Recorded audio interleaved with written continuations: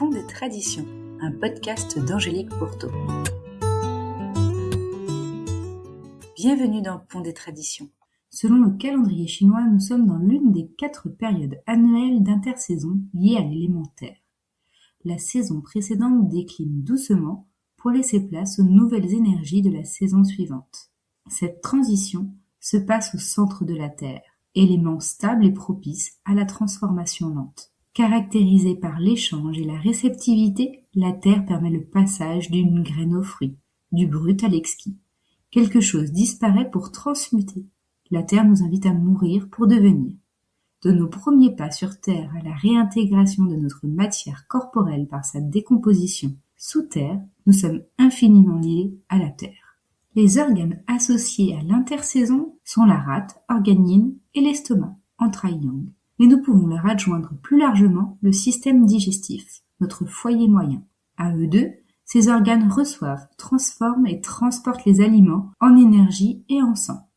Dans nos pays occidentalisés, la nourriture est en abondance. Certains produits proviennent du bout du monde, d'autres sont issus d'OGM ou industrialisés. Et il est parfois difficile de reconnaître une alimentation réellement nourricière. D'ailleurs, on s'interroge de plus en plus sur les effets nocifs de l'alimentation sur notre organisme. Mais pouvons-nous aller plus loin en ce qui concerne nos capacités d'assimilation?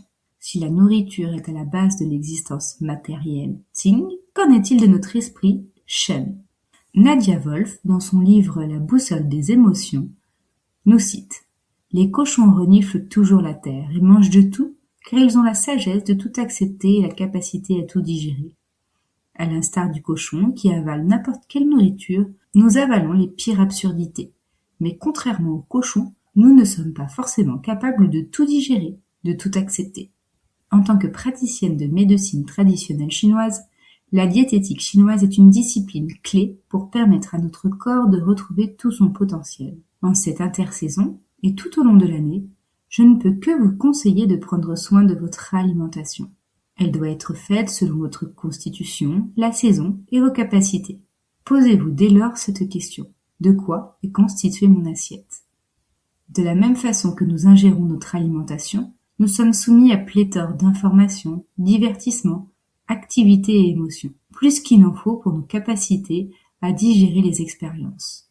Seulement, ces autres assimilations passent également par notre centre, ce couple rate-estomac, et l'affaiblissent à la longue. Associée à la pensée et à la réflexion, cette période Terre est une invitation à observer notre nourriture physique et plus finement intellectuelle, culturelle, spirituelle. La Terre soutient nos capacités à digérer, encaisser, transformer. Je vous invite donc à observer vos nourritures, des plus grossières, votre assiette, aux plus subtiles, vos pensées. Ainsi, vous connaîtrez ce qui vous nourrit et ce qui vous constitue. D'ailleurs, les Upanishads nous indiquent bien que tout est nourriture. Évoquons maintenant notre nourriture psychique. Quelles sont vos sources d'informations? Arnaud Desjardins, dans Regard sage sur un monde fou, posait déjà dans les années 1990 le terrible constat qu'au lieu de donner une haute opinion de ce qu'est l'homme, nos productions culturelles contribuent à entretenir des sentiments d'indignation, de jugement et d'exclusion. À ce titre, on observe aujourd'hui que l'information se confond avec le divertissement. Combien de fois scrollez-vous votre téléphone dans une démarche d'ennui, sans savoir si ce qui parvient à vous vous divertit ou vous informe? L'information est dans le pire des cas l'horreur de cette dernière devenant à la fois banale et quotidienne. Nous regardons un réel d'atrocités de la guerre suivi d'une mise en scène grossière d'un influenceur, puis une scène politique internationale et enfin une vidéo mignonne de chatons. Arnaud Desjardins dit: on joue sur les émotions primaires du téléspectateur. On l'excite, pour ainsi dire, plutôt que de faire appel à ses facultés de discernement, tout en prétendant le contraire, ce qui est foncièrement malhonnête. Le principe même de l'information consiste à gaver les gens d'images et de nouvelles. Qu'est-ce qu'il reste de ce gavage permanent? Qu'est-ce qui est vraiment digéré? Est-ce que cela nous rend vraiment plus conscients de la réalité actuelle, plus à même d'agir dans un sens qui diminue vraiment la souffrance? Est-ce que cela facilite la qualité des relations? Arnaud Desjardins, maître spirituel occidental, poursuit et nous invite à élever notre conscience afin de faire croître nos vertus. En quoi ces informations les aident-elles? En quoi ces informations les aident-elles à vivre en tant qu'être humain? En quoi les aident-elles à améliorer leur rapport avec autrui au sens concret du terme? L'humanité en général, mais chaque personne avec laquelle nous sommes amenés à entrer en contact. Les gens entretiennent des opinions, discutent et se disputent sur tel et tel sujet qu'en fait ils ne connaissent que très superficiellement. En même temps, nous perdons l'habitude des idées vraiment claires et précises. Une certaine rigueur nous est de moins en moins naturelle. Seulement, c'est sur la base de ces reportages écrits et lus trop vite qu'on affirme, prend position ou s'excite, on juge et on condamne. L'information telle qu'on la conçoit aujourd'hui est-elle, oui ou non, bénéfique à l'être humain?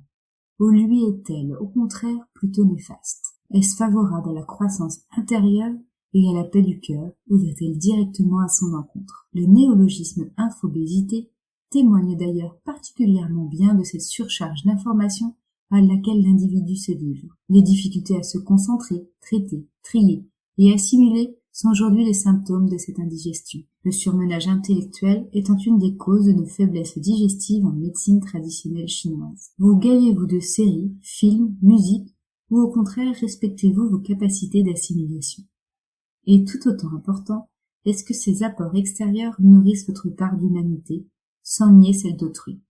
Vous sont-elles bénéfiques? Enfin, de la même manière que la culture vous nourrit, votre entourage vous influence. Vous pouvez dès lors vous poser la question: avec qui passez-vous votre temps? Est-ce que ces échanges sont constructifs? Évoquons ensemble notre nourriture subtile.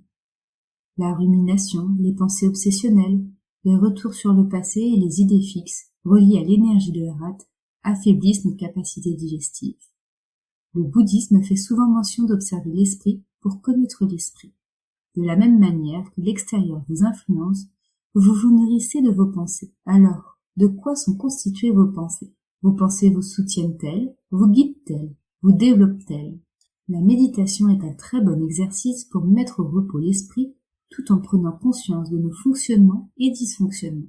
Vous vous rendrez sans doute très vite compte, à l'instar des études en psychologie, que vous souffrez de biais de négativité. Vous vous souvenez plus des événements négatifs. Vous ruminez plus facilement les soucis et le cerveau est câblé pour repérer les menaces. Ainsi, prendre conscience de nos pensées afin de changer nos modes habituels de fonctionnement devient un jour ou l'autre une priorité dans nos vies. Et parce qu'il y a la réception et le don, vous recevez du monde ce que vous produisez.